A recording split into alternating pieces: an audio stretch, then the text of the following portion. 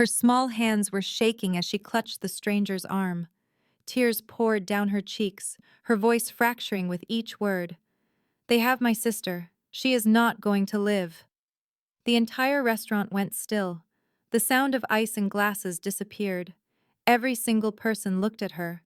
But the man she chose for her plea was not just any person. He was Dominic Caruso, Chicago's most dreaded mafia leader, the man they called the Reaper. What he did in that moment was something no one there would ever forget. Listen to this whole story, because the ending will move you deeply. This is not just a mafia story. This is the story of how the smallest person in the room can carry the biggest courage. It is about a man who locked his heart away for 10 years and a 6-year-old girl who found the key. What you are about to witness will teach you a powerful truth. Sometimes saving someone else is the only way to save yourself. If you believe that even the darkest hearts can learn to love again, subscribe now and turn on notifications. Hit that like button if you are ready for a story that will stay with you long after it ends.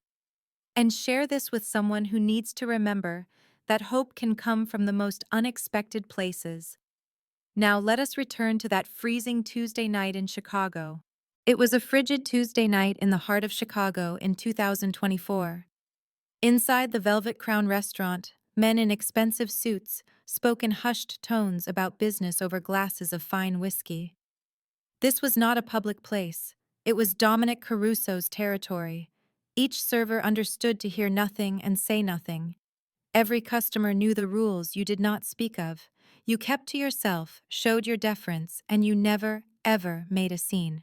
Dominic Caruso occupied his customary corner table in the exclusive room, a figure who radiated both authority and menace. By 36 years old, he had constructed a criminal enterprise spanning 3 states. His cold, gray eyes saw everything. His orders were absolute. And this evening, just like every Tuesday for the last 10 years, he held his weekly council with his most trusted men. Their discussion was a low, careful murmur. They reviewed figures, assigned territories, and solved problems with cold efficiency. This was Dominic's way, precise and logical, never allowing feeling to affect his decisions. He had lasted in this dangerous world longer than most because he knew a core truth. Emotion was a liability, and liabilities would get you put in the ground. But then, the unthinkable occurred. The event that would demolish the fortress Dominic had spent a decade building around his own heart. The restaurant's heavy wooden door flew open with a crash that echoed through the room. Every person turned. Words stopped in the middle of sentences. The manager hurried over, his face white with alarm. But before he could stop the person who had entered, everyone saw the source of the disturbance. A young girl, maybe 6 years old, was shivering in the entrance. Her flimsy nightdress was ripped and filthy. Blood, which was not her own, stained the pale cloth. Her brown hair was a mess of tangles around a face smeared with dirt and tears. Her bare feet were raw and pink from the freezing pavement. She appeared as if she had just escaped from some terrible place. The girl's eyes scanned the room with a desperate urgency, looking for a sign, for a person, anyone who would listen. The diners simply stared back, frozen in disbelief. Some looked down, unsettled by the sight. Others began to whisper, irritated that their private evening was spoiled by what they thought was a beggar child. But this young girl was not seeking charity. She was seeking a savior. Her eyes fixed on Dominic Caruso's table, and some deep instinct in her innocent gaze knew power when it saw it. Perhaps it was how the other men deferred to him. Perhaps it was the fine suit or the gleam of his gold watch. Or maybe, just maybe, it was something more primal, a child's intuition that singled out the one man in the restaurant with the ability to change things. She ran directly to him without a second thought. Everyone in the room held their breath. Dominic's guards grew tense, their hands moving naturally to their weapons. This was unheard of. Nobody approached Dominic Caruso without permission, certainly not like this. But before a single person could move, the girl arrived at Dominic's table and seized his sleeve with both of her hands. Her little fingers grasped the costly material like it was her only hope. The blood on her hands, the blood of her sister, left a mark on his suit. Then she uttered the words that would haunt Dominic for the rest of his days. "They are hurting my sister. She is dying. She is all I have left. Please, you have to save her." The silence that came after was absolute. You could feel the weight of it in the air. All eyes were fixed on Dominic, waiting for his reaction to this incredible event. He had a reputation for being untouchable. A cold man, a person who gave mercy to no one. Dominic gazed down at the child gripping his arm. Her face was lifted toward him. Her brown eyes were wide with a mixture of terror and faith. In that instant, something shifted deep inside the ruthless crime lord. A feeling he had not let himself experience for 10 years. This little girl, she was the same age Sophia had been the last time he saw her. A decade ago, Dominic Caruso had been another man. At 26, he was already established in his father's business, mastering the craft that had built his family's fortune. But even with the shadows that filled his life, Dominic had two sources of light: his mother, Isabella, and his 16-year-old sister, Sophia. Isabella Caruso was the kindest person in a world full of predators. At 52, she held on to the belief that her son would someday leave that life for good. Every Sunday, she made pasta by hand, filling their home with the scent of garlic and tomato. And for a little while, they could imagine they were a regular family. She never passed judgment. She never protect. His entire world was built to keep his sister, Sophia, safe. Dominic drove her to school every morning, regardless of what business he had concluded hours before. He was there to pick her up every afternoon. He knew all of her friends, and he made sure any interested boy was terrified of him, all to keep her from the truth of their family's life. He promised Sophia would have a better existence, a normal one. But vows are meaningless to men hungry for power. The Castellano family had been a thorn in their side for years, clashing over turf, profits, and honor. When talks fell apart, they chose to wound Dominic's father by targeting the one thing he could not replace. They snatched Isabella and Sophia on a Wednesday from the school's parking lot. The demands arrived quickly. The Castellanos wanted land, cash, and a public surrender. Dominic pleaded with his father to give in, to grant them anything they asked. But Antonio Caruso was a man of iron principle, a cold code that put reputation before blood. His father declared they would not negotiate with vermin, as it would be a show of weakness. 48 hours later, their bodies were discovered. Isabella's end had been swift, a small kindness. Sophia, however, had died defending her mother. The medical examiner confirmed she had resisted, fighting to save the woman who had brought her into the world. When Dominic went to the morgue, a single detail destroyed what was left of his spirit. Sophia's hand was clenched around a delicate silver necklace, a gift from him for her 16th birthday just 3 weeks prior. The charm was a small angel wing. He had called her his angel. Now she was gone. What followed became a grim legend in Chicago's criminal circles. Over 6 months, Dominic methodically erased the Castellano family, including every member, every associate, and anyone who had remained silent about the kidnapping, and did nothing. He offered no mercy because none had been offered to the people he loved. When the last drop of blood was shed, Dominic Caruso was the only one left standing, the youngest and most feared boss the organization had ever known. He was also the most broken. That evening, standing before his sister's grave, Dominic swore an oath. He would never feel love again. He would not permit himself to form a bond with another person. Emotion was the flaw that had led to the deaths of his mother and sister, and he would never again be weak. For 10 years, Dominic honored that oath. He constructed fortifications around his heart so high that no one could breach them. He became a figure of death, A man without pity, without empathy, without a soul. That was until tonight, when a 6-year-old girl with familiar brown eyes gazed up at him with the same faith Sophia once had. The memory vanished as fast as it appeared, but its weight settled on Dominic's chest. He blinked, and the world of the velvet crown returned. The little girl still had a firm grip on his sleeve, her small frame shaking, her eyes pleading for him to act. An absolute stillness had fallen over the room. Not a single person moved or even seemed to breathe. And then, Dominic Caruso did something that stunned every man present. He rose to his feet. The chair's legs screeched against the marble, a sound that sliced through the tense quiet. His top men looked at each other, bewildered. In all their time with him, they had never seen their boss show such immediate concern for anything. Dominic dropped to one knee, putting himself at eye level with the child. He could now see the clean lines tears had carved through the dirt on her face. He saw her lip tremble as she struggled to be brave. She was a child, maybe 6 years old at most, and she stood in a den of killers, refusing to yield. "What is your name?" His voice was quieter than any of them had ever heard. "Lily," she breathed. He repeated the name slowly, as if committing it to memory.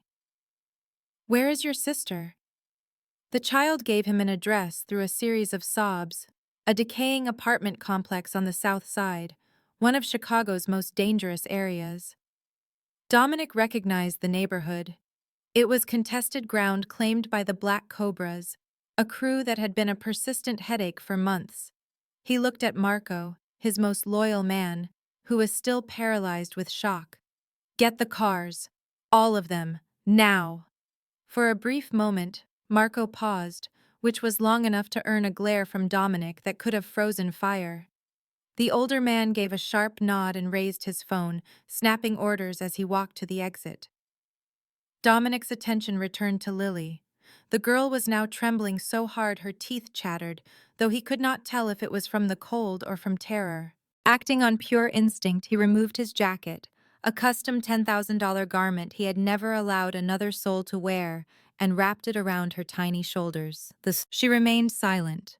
Her grip was desperate, as if he was the only thing preventing her from sinking beneath the waves. Dominic glanced down at her small hand, so delicate and full of trust, and a sensation washed over him he had not experienced since the night he lost Sophia. He felt a sense of duty to someone else. To truly comprehend why this evening would alter their entire future, you must learn about Olivia Bennett and the 27 years of misery she had overcome. Olivia Bennett was brought into a world of shadow. It was Chicago, 1997. The year began with a blizzard that smothered the city under 3 feet of snow, and in a tiny apartment on the west side, a baby girl was born. Her parents offered no welcome. Their focus was consumed by the pursuit of their next high. Richard and Diane Bennett were addicts long before Olivia's arrival, chasing heroin, cocaine, or anything they could find. The pregnancy had been an accident. The child was an obstacle. From her first moment, Olivia was not wanted. For 8 years, she managed to exist in that apartment. She figured out how to get her own food by the age of 4, searching cupboards for old crackers and expired soup cans. She knew to be silent when her parents were high, to conceal herself in a closet when unfamiliar people visited, and to act as if she were not there. There were nights with no food. There were nights with no warmth. But Olivia endured, the way a child does when living is the only choice. Then the day arrived when her parents viewed her as too much of a burden. She was 8 years old when they took her to a downtown bus station, gave her a backpack holding 2 sets of clothes, and instructed her to wait. "We will be right back," her mother promised, avoiding her gaze. "Just wait right here." Olivia waited for 6 hours until a police officer discovered her. Her parents were never heard from again. The foster care system then consumed her. For the next 8 years, Olivia was moved between 7 different houses with 7 different sets of people who were meant to look after her, shield her from harm, and offer her a chance at a real life. None of them succeeded. The first 3 sets of guardians saw her only as a source of income, a government check each month in return for a bed and the bare minimum of food. She was a weight on their shoulders, another mouth to feed, a problem they chose to ignore. Nobody asked her how her day went. Nobody assisted with her schoolwork. Nobody showed any concern. The fourth home was worse, far worse. Olivia refused to speak about the events that took place in that house. She pushed the memories down so far that she could almost persuade herself they were not real. But the wounds remained, unseen scars that were deeper than any mark on her skin. She learned how to make herself insignificant, to fade into the background, to never attract notice. Attention always led to pain. At 15, Olivia decided she could not take any more. She fled, vanishing onto the Chicago streets with only the clothing she was wearing. For 3 months, she made it on her own, sleeping in shelters when a bed was available and under bridges when it was not. She shoplifted food from small stores. She memorized which areas were safe and which could lead to her death. Inevitably, the authorities found her. She was placed in a juvenile detention facility where she spent the following year learning the single lesson that held any meaning. Trust no one. Rely on no one. Expect nothing from anyone. When she was released from the system at 18, Olivia Bennett had constructed barriers around her heart that could match Dominic Caruso's. She was utterly alone, with no relatives, no funds, and no prospects. She was convinced her life would continue in this way, a never-ending pattern of darkness without any sign of light. Then, a single telephone call changed her world. The call arrived on a Tuesday afternoon. Olivia was 16, still confined in the juvenile facility, marking off the days until she was legally old enough to leave the system that had betrayed her at every opportunity. When a counselor informed her that her mother was on the phone, she nearly burst out laughing. "My mother left me 8 years ago," she stated without emotion. "I do not have a mother." But her curiosity took over. It always did. On the phone, Diane Bennett's voice was different. It was clearer and less slurred. She said she was sober, had secured a job, and had completely changed her life. She wanted to meet Olivia. She wanted to express her remorse. She wanted another opportunity. Olivia did not accept a single thing she said, but she went to see her anyway. Perhaps it was a flicker of hope, that small, resilient flame that refused to be put out no matter how many times life tried to smother it. Or maybe she just had to look her mother in the eye and say precisely what she thought of the woman who had discarded her like trash. The apartment was tiny but neat, a studio on the south side that smelled of inexpensive air freshener and instant coffee. Diane seemed older and thinner, with dark rings beneath her eyes that her makeup failed to conceal. She offered a tense smile as she opened the door, and for a brief second, Olivia almost felt a pang of pity for her. Then she heard the sound. It was a baby crying, coming from a crib tucked in the corner. A chill went through Olivia's veins. "What is that?" Diane's smile vanished. That is your sister, Lily. She is almost 1 year old." Sister. The word struck Olivia like a physical blow. Her mother had found a replacement for her, had another baby, built a new family, and continued on as though Olivia had never been born. She should have left immediately. She should have turned and departed without a second glance. But then the baby's cries ceased. Olivia felt herself walking toward the crib, pulled by an instinct she did not understand. And as she looked down, a pair of brown eyes looked up at her, wide, pure, and filled with complete trust. Lily lifted her tiny fingers, making happy sounds, as if she saw something familiar in Olivia's face. In that instant, a change occurred deep within Olivia's heart. Something inside her broke free. She started visiting every week after that, insisting to herself that it was only to confirm Lily's safety. Her mother was clearly using drugs again. Olivia recognized the signs she had come to know as a child: the trembling hands, the wide pupils, the effortless lies. The overdose occurred 6 months later. Olivia was 17, standing in a hospital corridor, as a social worker explained that Lily would be sent to foster care. It was the same system that had ruined Olivia's own childhood, the same terror she had barely managed to escape. She recalled the closets she used to hide in, the meals she never got, the fourth family, and all the terrors she could never voice. "No," she said softly. The social worker blinked in surprise. "I am sorry. I will take her. I am taking my sister." That evening, Olivia held Lily in her arms for the first time as her legal guardian. The infant was sound asleep, her small fist tightly gripping Olivia's finger. In that quiet moment, Olivia made a solemn vow. "I will provide you with the life I was never given, regardless of the sacrifice." For 10 years, Olivia honored that commitment, no matter the toll it took. A decade of upholding that promise had nearly shattered Olivia Bennett. At 27, she appeared older than she was. Dark rings were a permanent fixture beneath her eyes. Her hands were coarse and chapped from years of hard work. Her back was in constant, nagging pain that never truly subsided. But each morning, regardless of her own exhaustion, Olivia rose and faced it all once more, because Lily depended on her. Their home was a studio apartment on the south side, 400 square feet of decaying walls and shattered hopes. The heating had been broken for 2 years, forcing them to sleep together under 3 blankets in the winter. Roaches scurried through gaps that Olivia attempted to block with duct tape and old newspapers.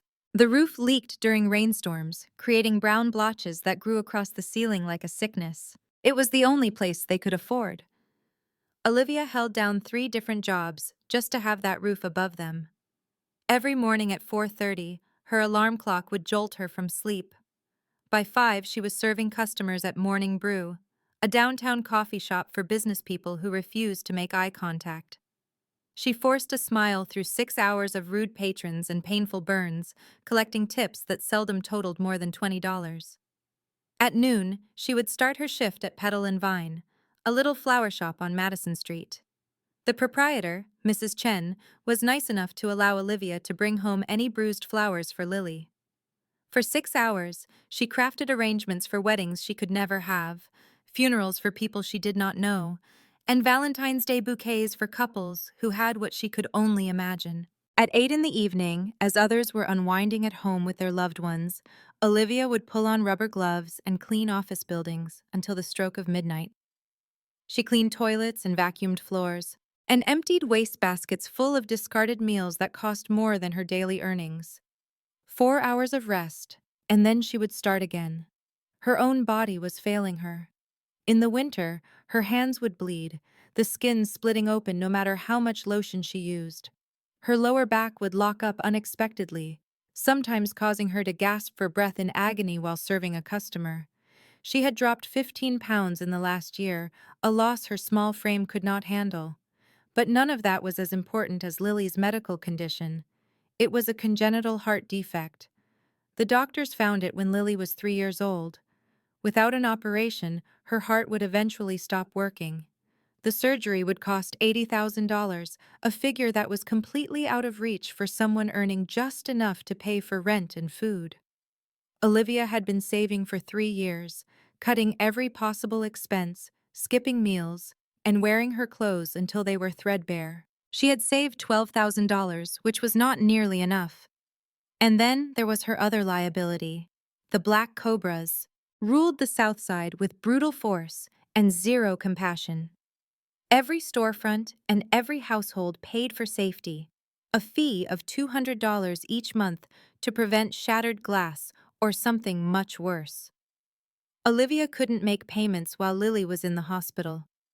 Her debt had grown to $2,400, owed to people who never listened to explanations. She kept her head low, stayed out of the way, worked until she was exhausted, and hoped that one day things might change. But a different kind of danger was stalking Olivia, one far more threatening than any street crew. His name was Tyler Ashford. Olivia first encountered Tyler Ashford on a rainy Tuesday morning 2 years prior. He entered Morning Brew right before she locked up, completely soaked and shaking from the cold. At that time of day, most people were short-tempered and rushed, needing their coffee before heading to their important lives. Tyler was not like them. He gave her a genuine smile, not the quick, dismissive look she was used to. He asked for her name. He left a $20 bill for a coffee that cost only $4. He returned the following day and again the day after that. For a woman who had been overlooked, left behind, and mistreated her whole life, Tyler's focus felt like the sun breaking through an endless storm. He knew exactly how she liked her coffee. He inquired about Lily. He paid attention when she spoke of her dream to one day open a flower shop of her own. Olivia had learned not to trust people. 27 years of hardship had taught her that lesson thoroughly. But Tyler was persistent without being pushy. He never made demands.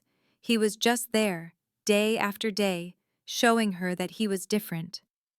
After 3 months, she finally said yes to a dinner date. The first 6 months were flawless. Tyler was thoughtful, giving, and fiercely protective. He would buy toys for Lily and take them to the park on Sunday afternoons.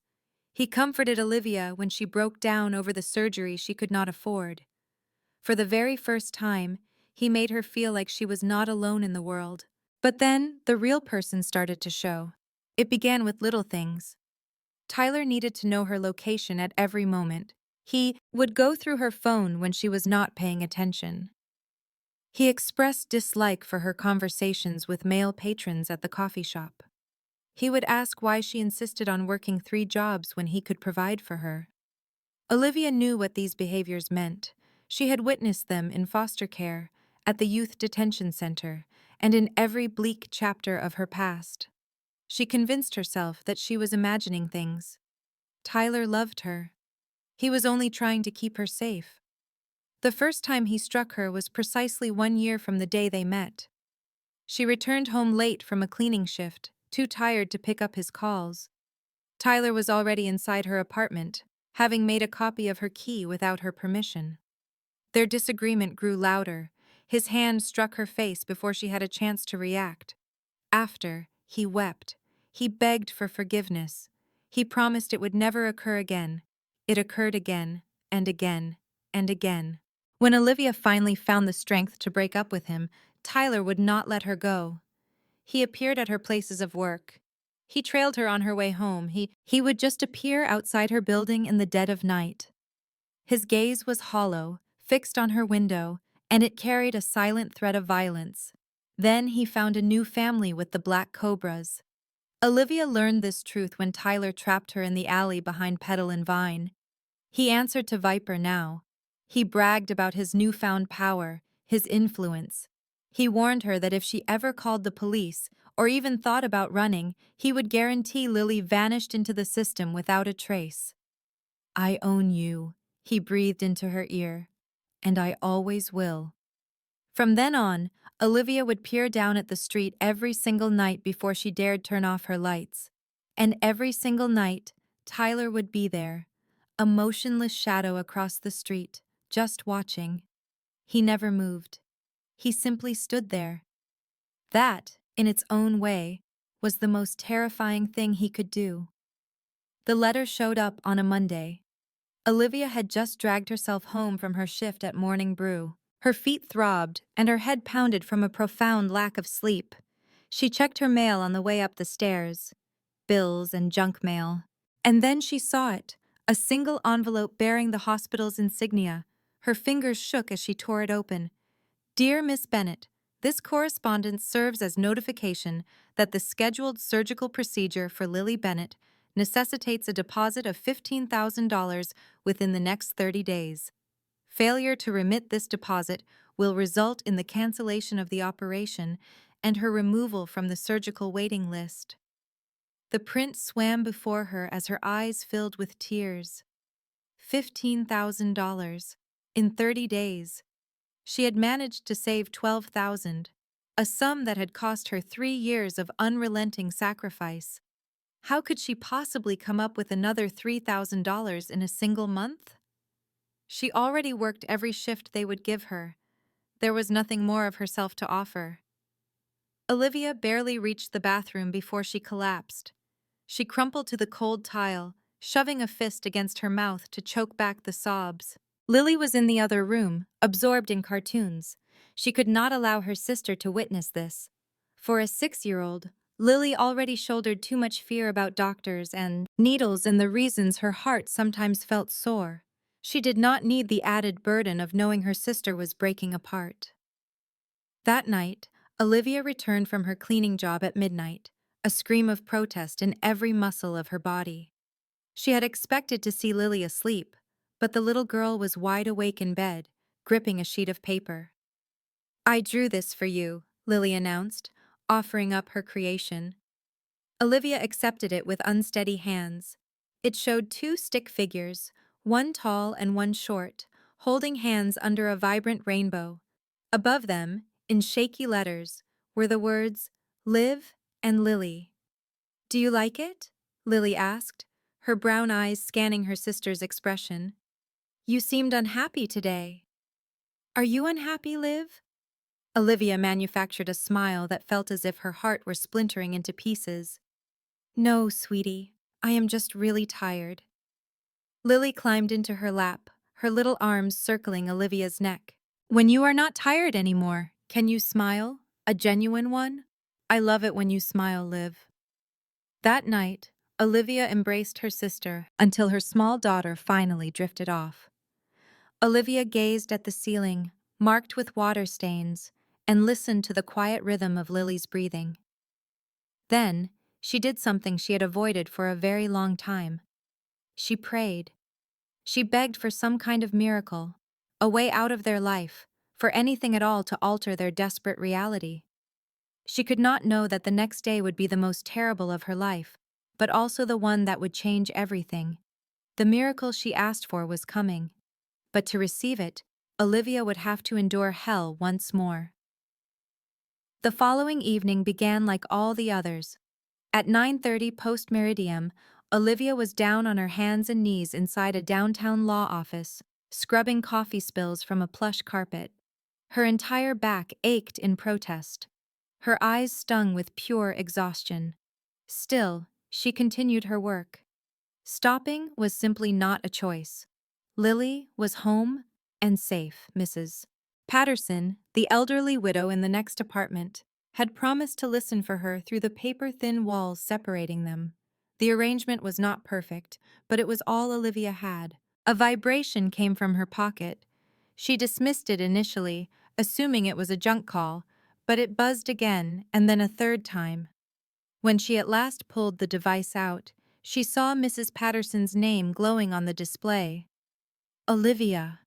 The older woman's voice was shaking with fear. "There is someone in your apartment. I heard yelling. I heard Lily cry out." The mop dropped to the tiles with a clatter. Olivia bolted. She did not bother with the elevator.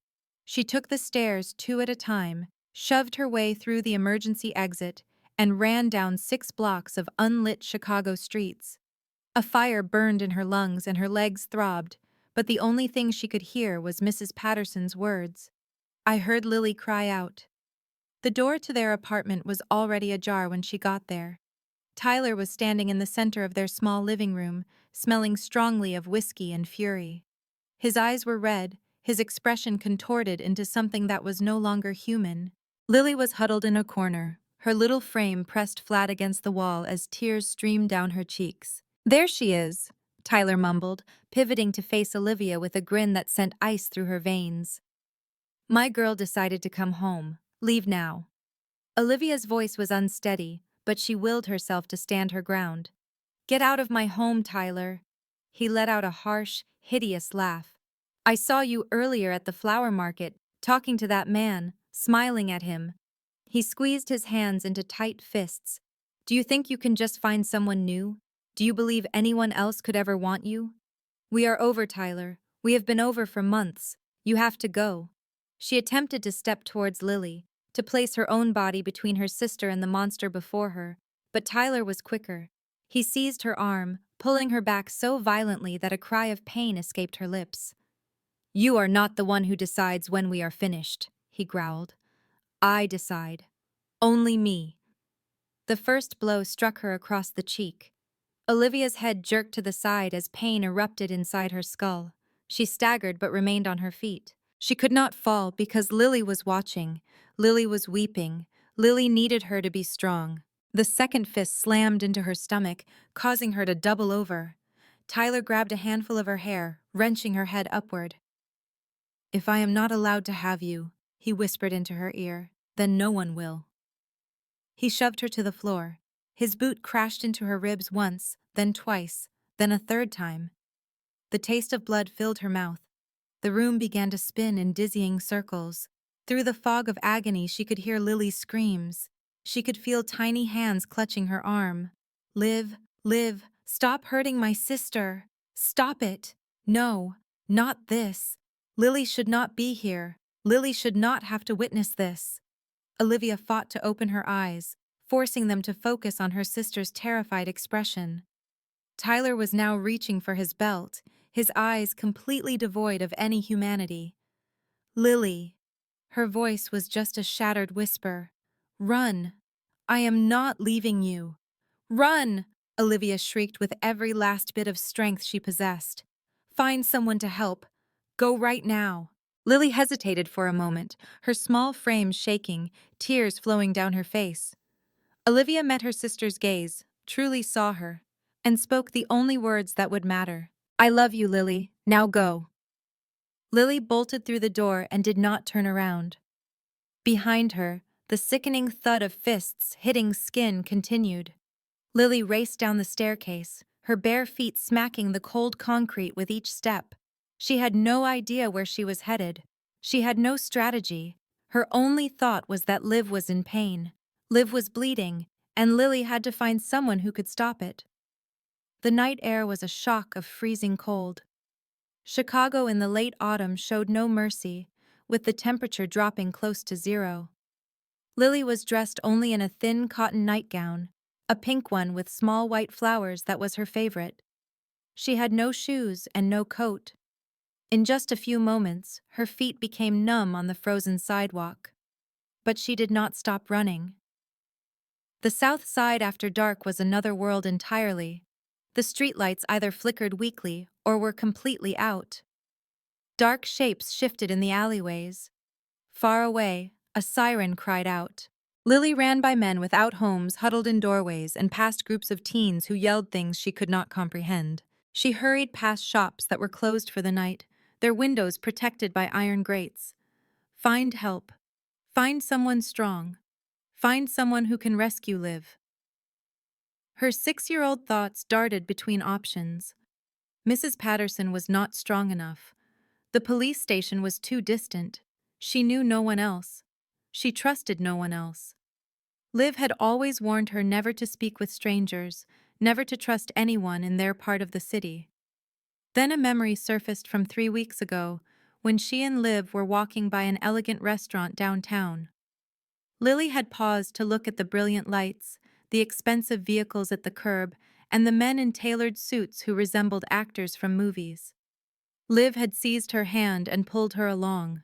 Never come close to this place, Liv had warned, her voice strained with anxiety. The most dangerous men in the city eat there. Promise me, Lily.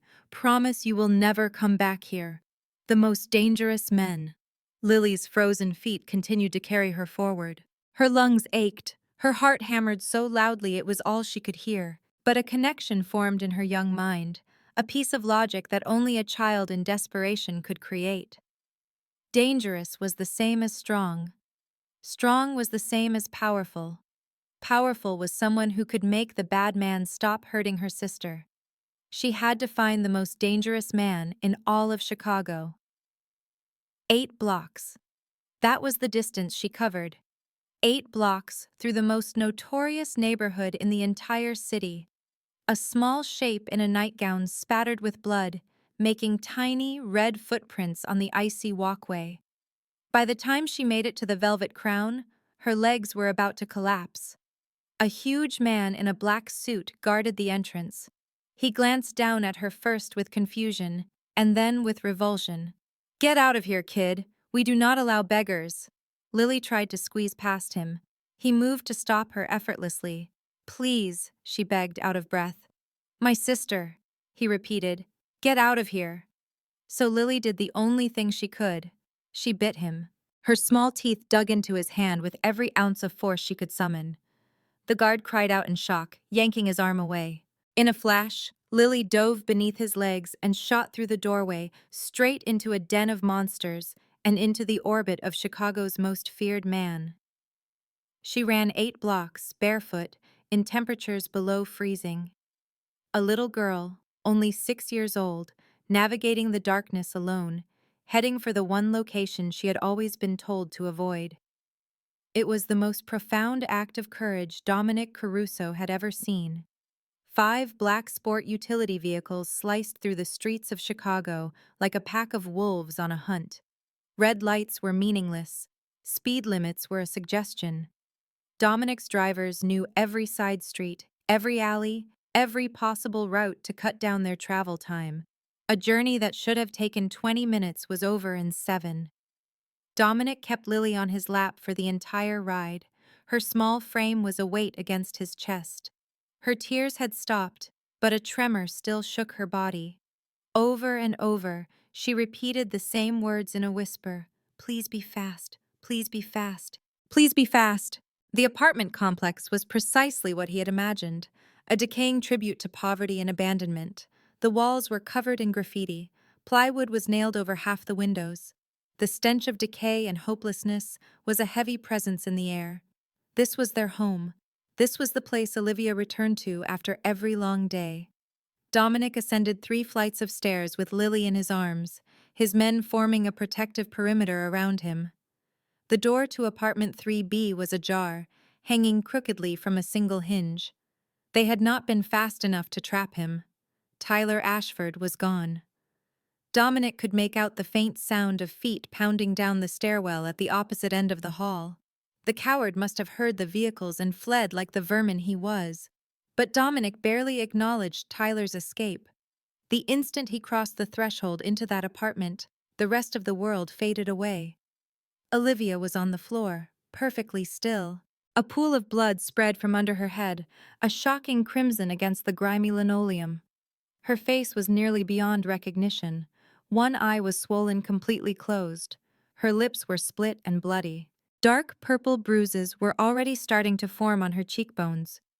Her arm was twisted at an angle that made Dominic's stomach clench. She was not moving at all. For one horrifying second, he believed she was no longer alive. Then he saw her chest rise, a tiny movement, but it was there. Dominic had been around violence for his entire life. He had ordered it, he had committed it, and he had constructed an empire upon it. He believed he had become desensitized to its impact, that he was hardened to the point that nothing could ever surprise him. He was mistaken. This was not the same. This was not about business. This was not a rival who understood the rules of the game. This was a woman who had done nothing to deserve this, except try to live. A woman who held down 3 jobs to provide for her ailing sister. A woman whose only transgression was attempting to get away from a monster. And the apartment itself told the rest of the tale. The cracked plaster, the broken heating unit, the roaches that scattered into the dark corners. This was their existence. This was the world Olivia had to face every single day. Something old and vicious stirred to life inside of him. A cold fury ignited deep within Dominic's chest. Lily wriggled free from his grasp and scrambled to her sister, collapsing on top of her broken form. "Liv, Liv, you have to wake up. I found help. Please wake up." Olivia's uninjured eye fluttered open. Her gaze found Lily, and only Lily, as her cracked lips formed words. "Are you all right? Did he touch you?" She had been beaten nearly to death, and her very first concern was for her sister. Dominic knelt down next to them, his voice calm and even, masking the tempest that raged inside him. "She is fine. You are both fine now." He glanced at Marco, who was paralyzed in the doorway. "Get an ambulance. St. Mary's Hospital. Inform them I am on my way." Then Dominic did something he had not done since the day Sophia died.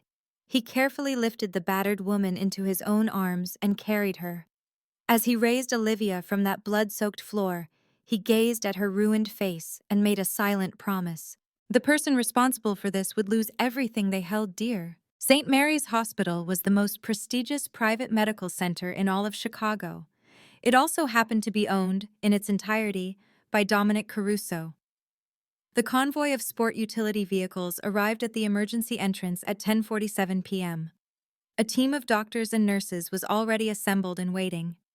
Marco had given them advance notice. And when Dominic Caruso made a request, things happened immediately. In an instant, Olivia was transferred to a stretcher and hurried through the automatic doors, surrounded by a swarm of medical staff. Dominic walked behind them, still holding Lily. He paused at the main desk, where a flustered administrator was struggling with forms. "Mr. Caruso, sir, we are going to need insurance details and the VIP suite." Dominic silenced him. "I want your top surgeons, your best technology, all of it." His stare was like ice. "And if any person brings up the cost, you will direct them to me. Is that clear?" The administrator gave a series of quick, frantic nods and then vanished.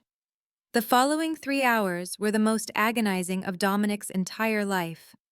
He sat in the exclusive waiting area just outside the surgical department, enclosed by leather furniture and expensive paintings that now felt grossly inappropriate. Lily was beside him on a couch, her small feet, now wrapped in bandages by a gentle nurse, tucked underneath her. She hugged a hospital pillow tightly, her eyes locked on the double doors that had taken her sister from view. She had not said a word since their arrival. Dominic observed her from the corner of his eye. So little, so breakable.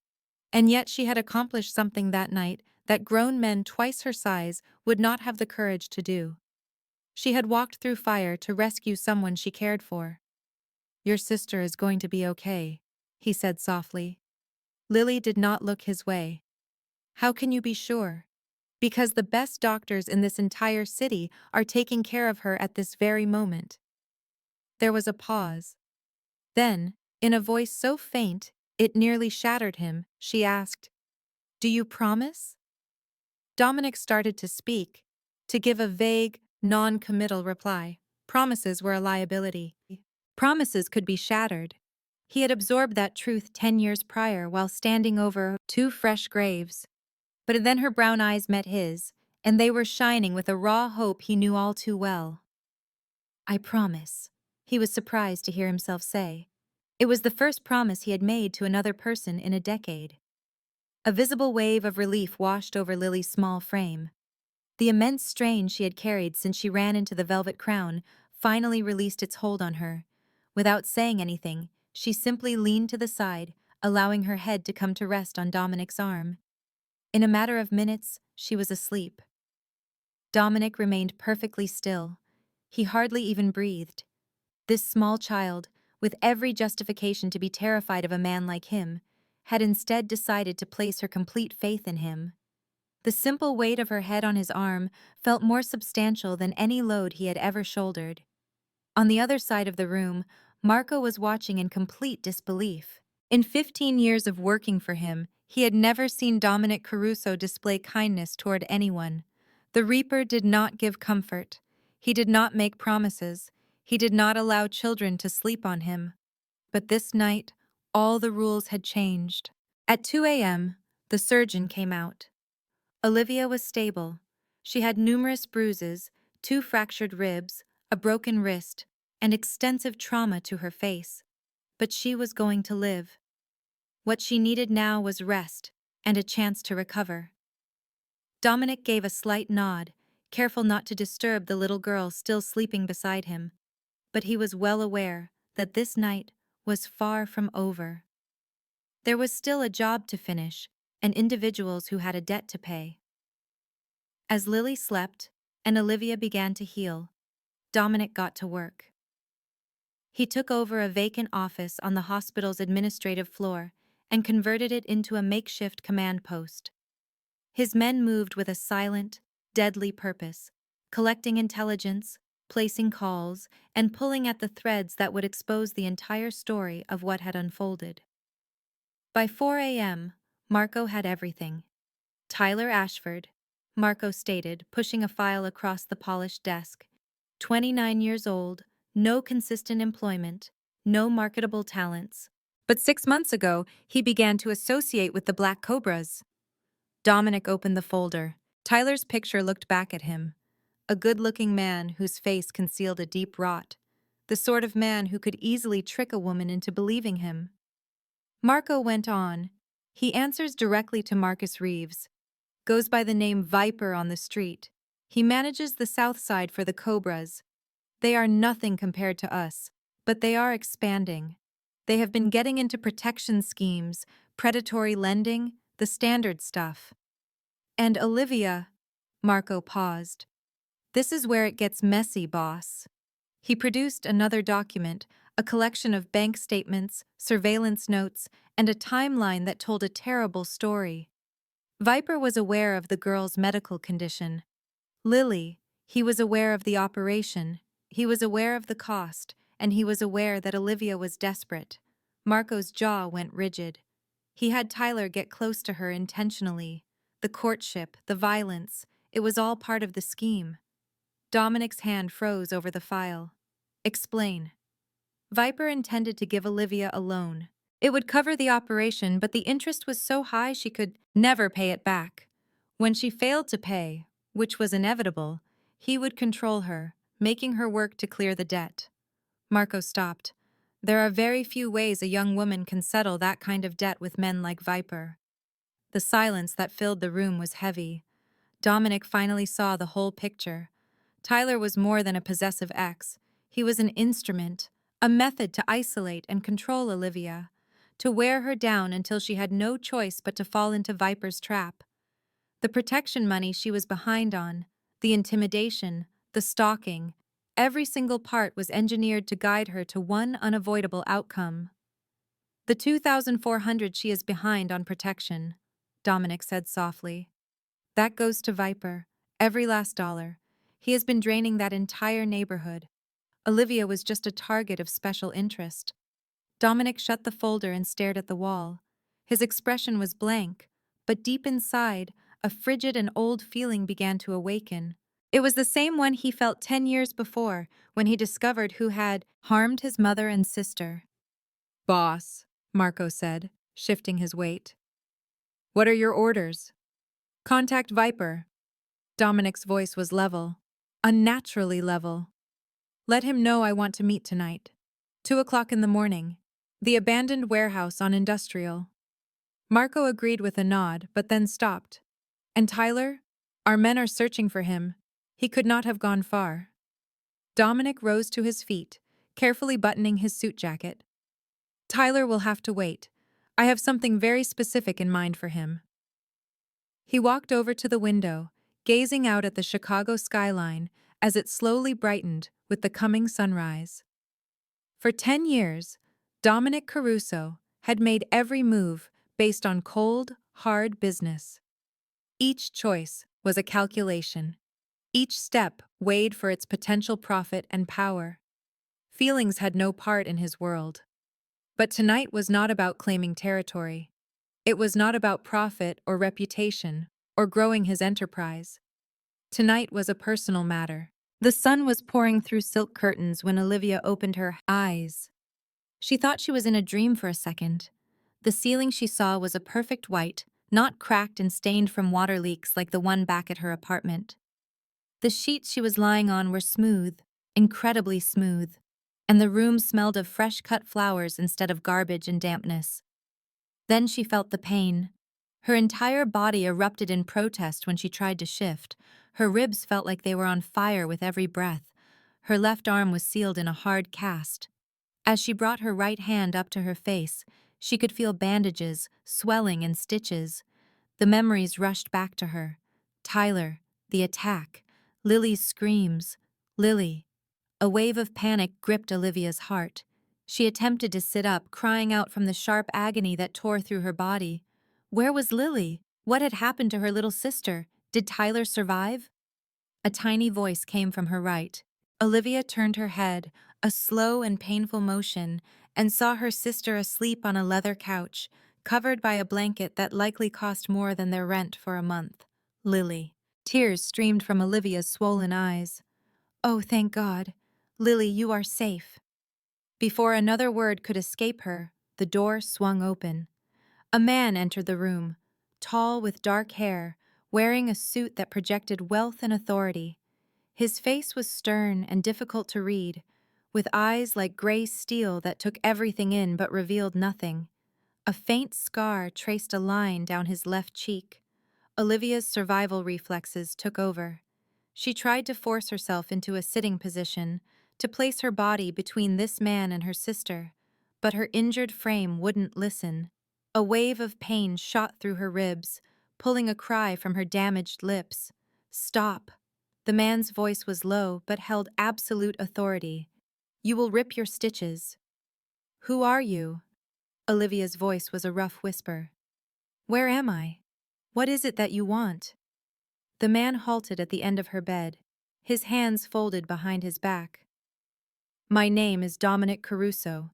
You are at St. Mary's Hospital. And your sister is the reason I found you last night. Olivia's gaze shot to Lily, who had woken up and was now observing them with her large brown eyes. I do not understand, Olivia breathed. She ran for 8 blocks in the freezing cold to get help. With no shoes on, all alone, Dominic's attention moved to the small child. She is the one who found me. The weight of his words began to settle in. Dominic Caruso. Even in her isolated world, Olivia recognized that name. The Reaper, the most feared man in all of Chicago. I cannot. Olivia's voice cracked. I have no money. I am not able to pay for this room, for the doctors, for any of this. I have nothing left. I am not asking for payment. Olivia just looked at him, anticipating the condition. There was always a condition. People do not do things for free. What is it you want from me? Dominic remained quiet for a considerable time. He then glanced at Lily once more. An unknown emotion passed through his cold eyes. That little girl went through hell to save you. She is only 6 years old, and she showed more courage than most men I have ever known. He looked back at Olivia. That is your payment. He turned and left without saying anything else. Olivia remained there, her eyes fixed on the door he had closed, attempting to comprehend what just occurred. Throughout her life, every gesture of goodwill had come with a price. Every offer of assistance had eventually come to collect. For the very first time, a person had offered her help and asked for absolutely nothing back. And in a strange way, that scared her more than anything had before. 2 hours passed before the doctor came in with information that would turn Olivia's world upside down once more. Dr. Chen was a pleasant-looking woman in her 50s. With gentle hands and a look that showed she had seen too much pain, she checked Olivia's condition, looked at her injuries, and then shared her medical opinion with a professional quietness. You are recovering well. All things being equal, the ribs will need 6 to 8 weeks. The wrist will need about that much time. The cuts on your face will leave very little scarring if you follow my instructions. She stopped, looking down at her chart. But we have something else that we must discuss. A chill seized Olivia. Is Lily okay? What happened? Dr. Chen's face was full of pity. We conducted some tests when she was brought in yesterday evening. It is the standard process for every child we admit. Miss Bennett, your sister's heart problem has worsened dramatically since her previous examination. The news landed like a fresh blow to her bruised body. What do you mean, worsened? The defect is advancing more quickly than we expected. Without surgery, Dr. Chen paused. She will need the procedure in the next 2 weeks, 3 at the most. If we wait any longer, the harm could be permanent. 2 weeks. Olivia thought she had months, maybe even a year, to get the rest of the funds. 2 weeks was impossible. How much is it? Her voice was a faint sound. The operation, the hospital stay, the follow-up care, and the medicine. Dr. Chen looked at her files. Around $80,000. The figure felt like a death penalty hanging over them. Olivia looked up at the ceiling as tears streamed from her eyes, soaking her hair. $80,000. She had saved $12,000. That $12,000 was the result of 3 years of hardship, of going hungry, of working 16-hour days on 4 hours of sleep. It was nowhere near enough. I have 12,000, she heard herself say. I can get more. I will take more shifts. I will ask for loans. I will do anything. She is all I have, please. I will sell what I own. I do not know. I will figure something out. Just please, please do not let her die. Arrange for the operation. The voice came from the doorway. Olivia looked and saw Dominic Caruso standing there. His face was a mask, and his gaze was on Lily, who was drawing with crayons a nurse had given her. Dr. Chen stood up straighter. Mr. Caruso, schedule the operation. Get your very best surgeon, no matter the price. He then turned his attention to Olivia. I will pay for it. No. Olivia fought to sit up, ignoring the sharp pain. No, I cannot accept that. You cannot do that. Why? Why would you do this? Dominic entered the room slowly, stopping next to the table where Lily was drawing. The little girl glanced up at him and gave him a real smile before going back to her artwork. Why? Olivia asked again, her voice breaking. I do not get it. You have no idea who we are. You have no obligation to us.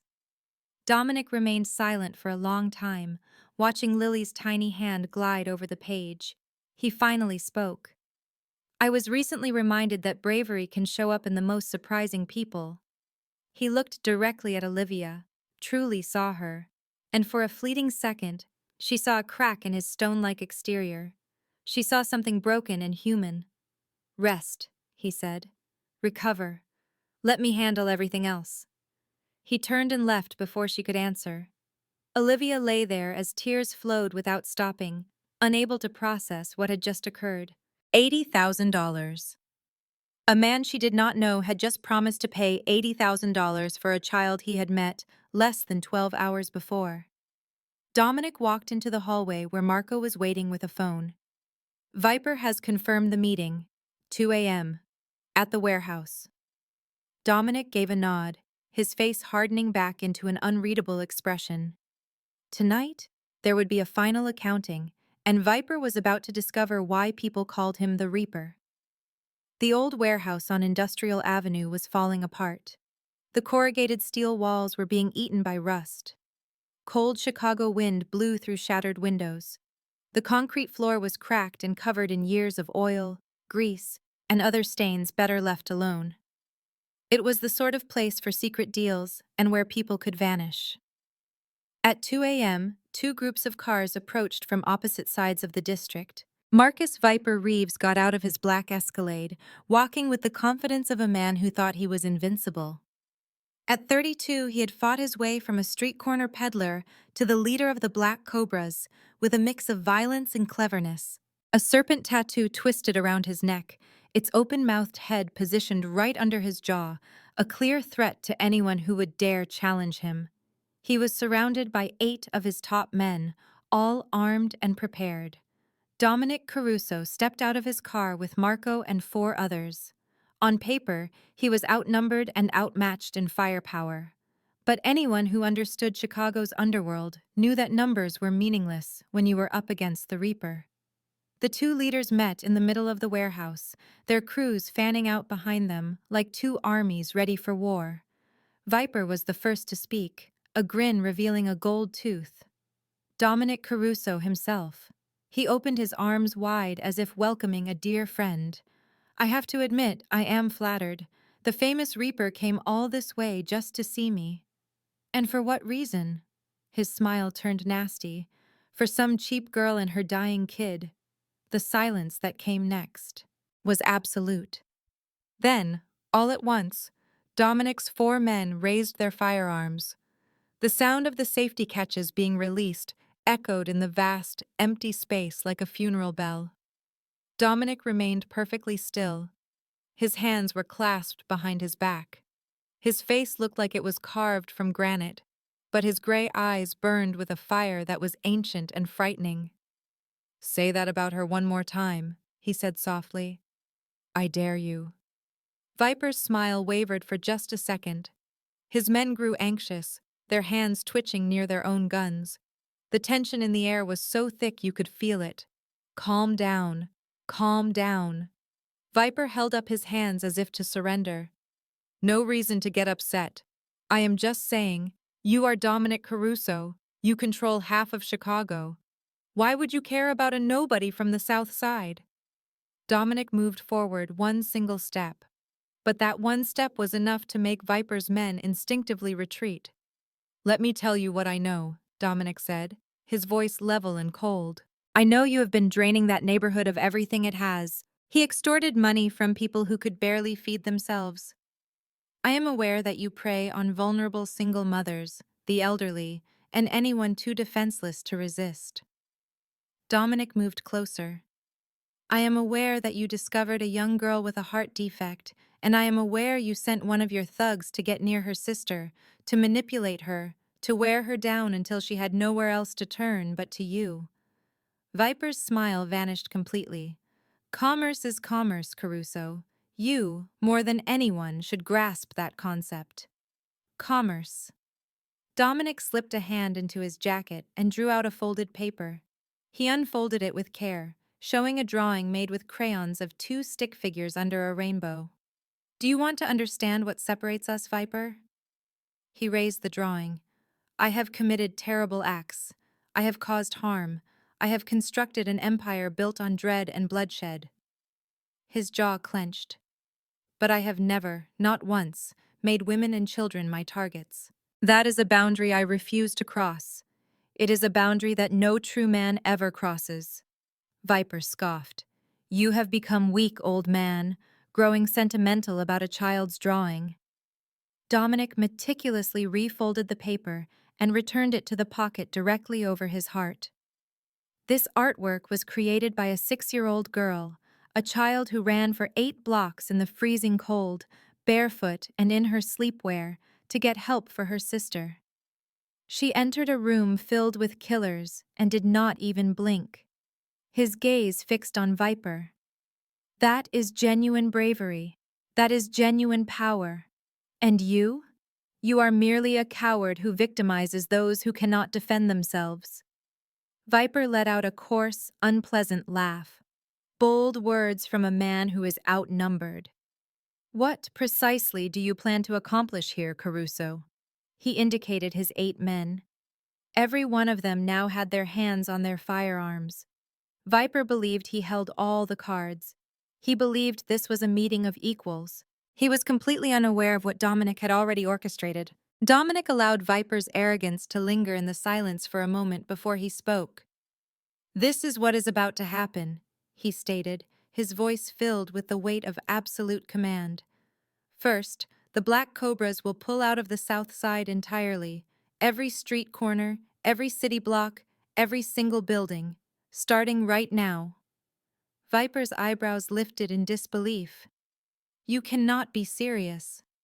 "Second," Dominic went on as if Viper had said nothing, "you will give back every single dollar of protection money you took from that neighborhood in the last 2 years. Every store owner, every household, every individual you have drained will be repaid. That amounts to hundreds of thousands." "Third," Dominic's voice became lower and more severe, "you will deliver Tyler Ashford to me in person. Whatever hole he has hidden in, you will locate him and bring him here." Viper's expression had shifted from amused to disbelieving to something that resembled panic. "You are completely insane, Caruso. I am not giving you." "Fourth," Dominic took a final step forward, now so close that Viper could perceive the cold rage burning in his gray eyes. "You will give Olivia Bennett a personal apology, on your knees." The warehouse descended into a shocked quiet. Then Viper began to laugh. It began as a small chuckle, but grew into a loud, mocking sound that echoed from the rusted metal walls. "You are deranged," he said, shaking his head. "You arrive here with 5 men, outnumbered and with less firepower. And you believe you are in a position to make demands? He gestured toward his team. I have 8 soldiers prepared to put bullets in you this very moment. What exactly is preventing me from finishing the Reaper tonight and seizing control of everything you have built? Dominic remained silent. He just lifted his right hand and snapped his fingers. The darkness erupted into light. Industrial floodlights positioned along the warehouse beams burst to life all at once, filling the area with a blinding white glow. And in that illumination, Viper saw what he had failed to see. 30 men. They materialized from the shadows like phantoms, from behind corroded equipment, from the high catwalks, from concealed spots along every wall. Every single one was armed. Every single one had their weapons aimed directly at Viper's crew. Before any of the Black Cobras could even think about reaching for their guns, they were completely surrounded. Dominic's men operated with military-like precision, disarming Viper's soldiers in a matter of seconds. One after another, they were brought to their knees with their hands behind their heads, totally subdued. Viper was left standing alone in the middle of the warehouse, suddenly feeling incredibly small. What were you saying?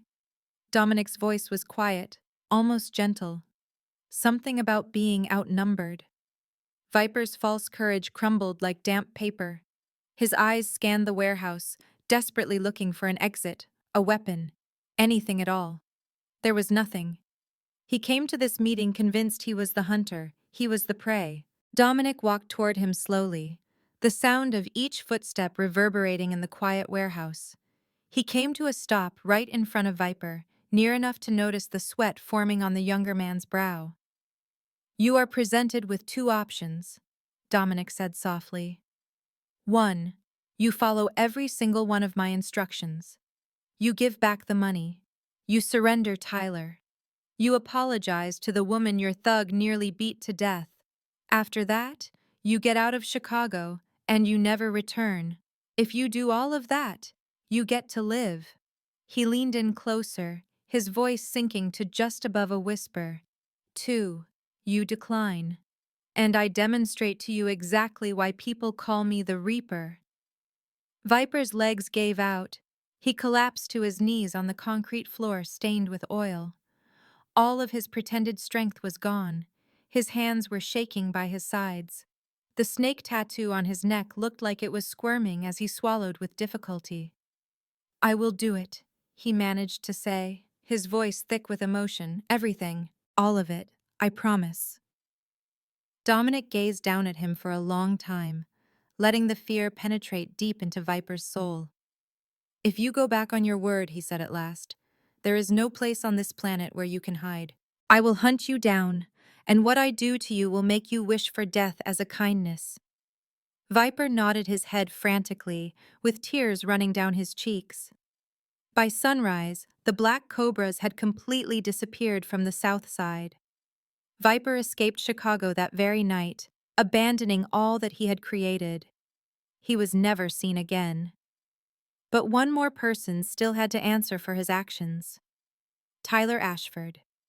Tyler Ashford was discovered hiding at a Greyhound station at 4 a.m, holding a one-way ticket to Detroit. He did not get on the bus. Dominic's men caught him in the parking lot, pulling him into a waiting sport utility vehicle before anyone even realized. Tyler yelled, struggled, and pleaded, but his sounds vanished into the quiet of the night. They took him to a warehouse on the west side, not the same one where Viper met his downfall, but just as menacing. Concrete walls, no windows. One single chair was bolted to the floor in the middle of the room. Tyler was secured to that chair when Dominic showed up. The man who had beaten Olivia Bennett to within an inch of her life now appeared completely pathetic. His face was white, marked with trails of tears and mucus. His high-end clothes were wrinkled and dirty. He was shaking so hard that the chair itself vibrated on the concrete. Dominic stood in front of him, saying nothing, allowing the terror to intensify. Please, Tyler finally sobbed. Please, you do not get it. I love her. I have always loved her. I did not intend to do it. I just lost my temper.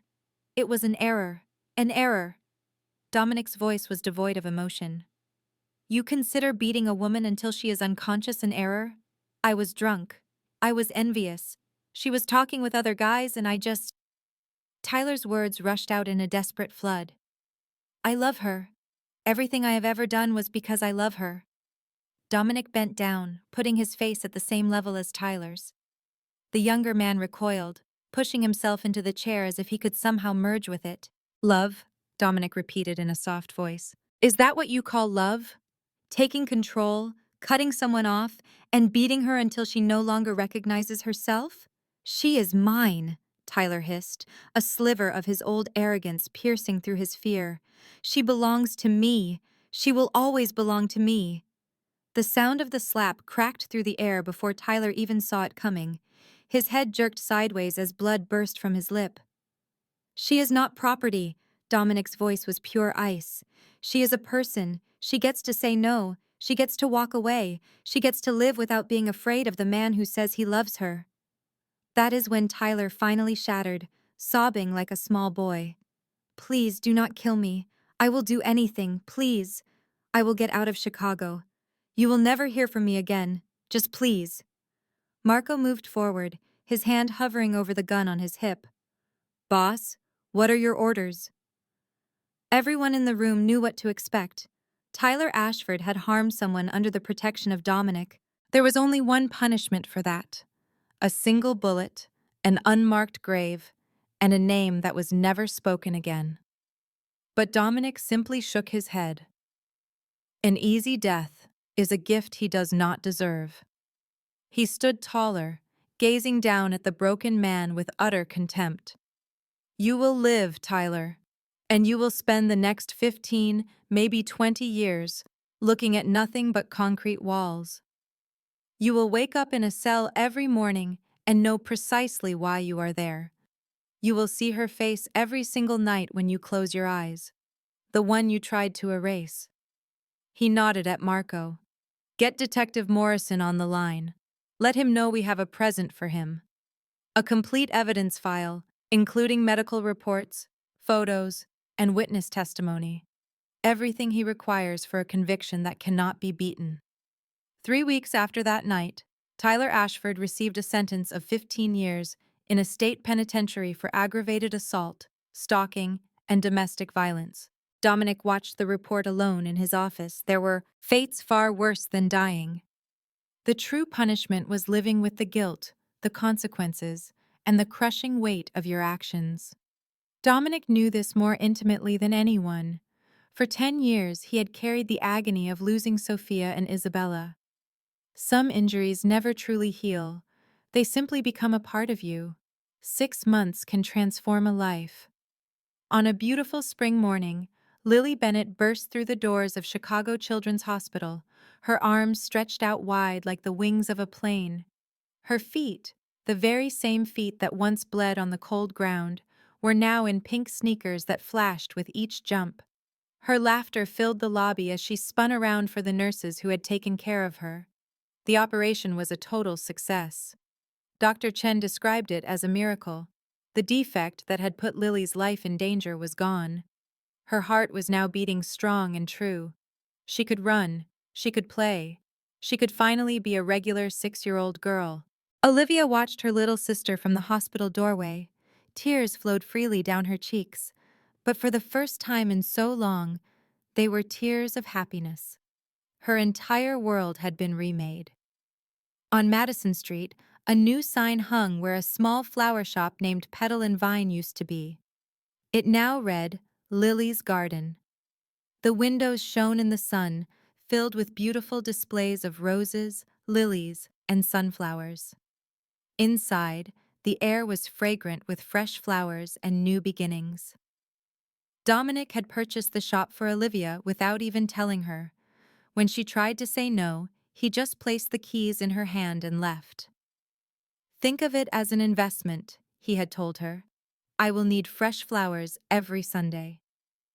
For the first time since she was 17, Olivia did not have to work 3 jobs. She had one, a business that was all hers, created by her own hands and fueled by her own dreams.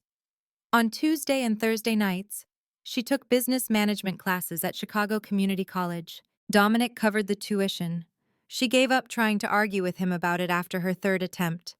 The South Side had changed as well. After the black cobras vanished, the neighborhood slowly began to heal. Store owners who once lived in constant fear now greeted each other with smiles. Kids played outside long after the sun went down. The protection money that had drained families was given back, every single dollar, exactly as Dominic had ordered. Nobody was sure how it all happened. There were whispers of a gang war, of a powerful man who came and cleaned up the streets, but the people who lived there did not ask for details. They were just grateful for the peace. Some of them started calling Lily their little angel, without knowing exactly why. They just had a feeling that the bright-eyed little girl was connected to their good fortune. Every Sunday, like clockwork, a black SUV would park in front of Lily's garden. Dominic would get out, holding flowers for Olivia. They were always her favorite, always perfect. And he always brought candy for Lily. He would visit for hours, drinking coffee and listening to Lily talk about school. He watched Olivia create bouquets with hands that were no longer scarred. Marco saw the difference in his boss. The icy exterior was melting. The fortress around him was starting to crumble. A person was starting to show through the Reaper's disguise. "You are different, boss," Marco commented one evening as they left the shop. Dominic did not argue. He just stared out the window at the passing city lights. The faintest hint of a smile touched his lips. Maybe that is what happens when darkness finally meets its light. The Sunday afternoon sun streamed through the windows of Lily's garden, looking like liquid gold. The small flower shop on Madison Street was closed. But inside, 3 people were continuing their weekly tradition. Lily was on the floor with her legs crossed, surrounded by crayons and paper. Her tongue stuck out as she focused on her newest drawing. Olivia was behind the counter making fresh coffee with the little machine Dominic had given her last month. Dominic was sitting in the comfortable leather armchair near the window. A newspaper was open on his lap, but he was not reading it. Outside, the South Side was alive with a gentle energy. Children were riding bikes on the sidewalk. Neighbors were talking on their porches. A community that was once choked by fear was now breathing again. It was starting to feel like home. Uncle Dom. Dominic glanced up from the paper. Lily had stopped her drawing and was looking at him with her big brown eyes, the same eyes that had stared up at him in the velvet crown months before. "Yes, little one, I need to ask you something." She crawled to his chair and hoisted herself onto the armrest, an act Olivia would usually correct her for. But not today. No one spoke. "Why did you help Liv?" The question lingered in the quiet room like a soft fog. Olivia's hand stopped moving over the coffee machine. She did not look over, but Dominic noticed the new stiffness in her posture. He could feel her holding her breath, waiting for what he would say. He set the newspaper aside and looked directly at Lily, truly seeing the healthy glow in her cheeks. He saw the brilliant life in her eyes. He saw a small child who knew no fear. She had no clue what she had started. She did not know that her one brave choice had forever altered 3 different lives. "Because someone taught me," he said carefully, "that even shadows need a little bit of light." Lily tilted her head, not understanding. "Who told you that?"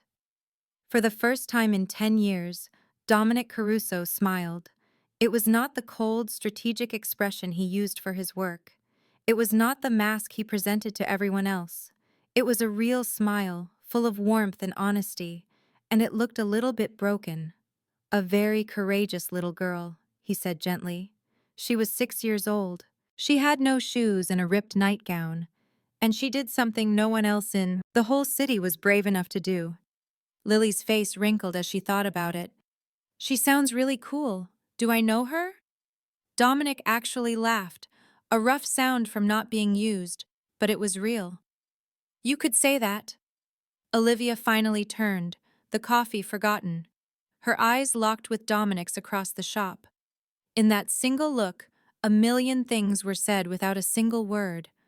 Gratitude, an unspoken bond, and something more that neither of them dared to name yet. For 27 years, Olivia had thought she was not meant to be happy. She believed her fate was to struggle, to hurt, to get by, but never to really live. She had built walls around her own heart that were just as tall as Dominic's. But in that moment, watching Lily giggle at something Dominic whispered to her, feeling the Sunday sun on her skin, surrounded by flowers, hope, and the promise of a new day, she finally knew. She was worthy of this. They all were. Sometimes the smallest hands have the biggest power to change the world. And sometimes the only way to save yourself is to save someone else. This was the story of a little girl who ran 8 blocks in the dark searching for a monster, but found an angel instead. It is the story of a woman who had been broken her entire life, only to learn that shattered pieces can be put back together to create something beautiful. And it is the story of a man who believed his humanity was gone forever, until a child's bravery showed him that it is never too late to choose hope over despair. There are people in the world, maybe even watching right now, who feel just like Olivia did. They feel trapped, lost, and sure that no one cares and that things will never get better. But if there is one lesson in this story, it is this: help can show up when you least expect it. Courage can be found in the smallest of hearts. And no matter how dark things seem, the sun will always rise. If you know someone who is struggling, please reach out. If you are the person facing a hard time, please understand that you are not by yourself. Your journey is not finished. The greatest parts of your life might still be ahead. We are eager to hear from you. What emotions did this story bring up for you? Did it bring to mind anyone from your own life? Have you ever had a time when the kindness of a stranger made all the difference? We invite you to share your ideas in the comments section below. We look at every single one, and your personal accounts motivate us to continue making content that connects with people and shows us all the kindness that still remains in our world. If this story resonated with you, please press that like button and subscribe to our channel. Share this video with a person who could use this message today. Each like, each share, and each subscription allows us to keep delivering meaningful stories about hope, second chances, and the resilient human spirit. We are so grateful that you stayed with us all the way to the end. Your time and focus mean more to us than can be put into words. We send you our best wishes for good health, joy, and tranquility in your everyday life. We hope you can find your own source of light during dark times, and that you can find the bravery to be a source of light for someone else when they need it most. Please look after yourselves and each other. Farewell for now, and we look forward to seeing you in the next one. This content has been carefully researched, developed, and manually edited by our team to bring you meaningful stories and valuable life lessons